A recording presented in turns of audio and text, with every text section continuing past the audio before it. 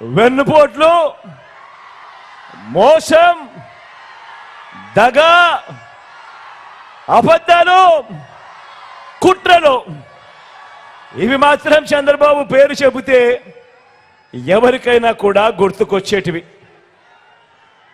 అదే మాదిరిగా దత్తపుత్ర దత్తపుత్ర దత్తపుత్ర దత్తపుత్ర పెళ్లికి ముందు పవిత్రమైన హామీలిచ్చి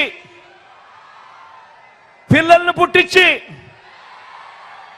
పెళ్లి కాగానే 4 ఏళ్లకొకసారి 5 ఏళ్లకొకసారి కార్లు మార్చేసినట్టుగా భార్యలను వదిలేసి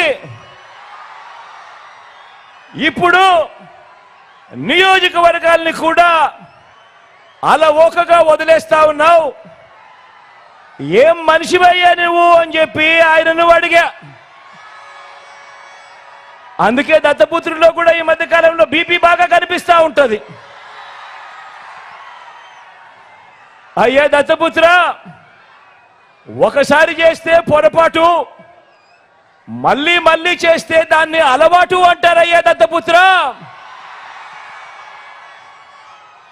పవిత్రమైన సాంప్రదాయాన్ని నడి రోడ్డు మీదకి తీసుకురావడము, ఆడవాళ్ళ జీవితాలను చులకనగా చూపించడము ఘోరమైన తప్పు కాదా అని అడుగుతా ఉన్నాను. ఇది నేను అడిగితే తప్పు అట. నిన్ను చూసి ఇదే తప్పు ప్రతి ఒక్కరూ కూడా చేయడం మొదలు పెడితే, ఇలా 5 ఏళ్లకొకసారి 4 ఏళ్లకొకసారి భార్యలను మార్చడం మొదలు పెడితే అక్క చెల్లెమ్మల బ్రతుకులేం కావాలి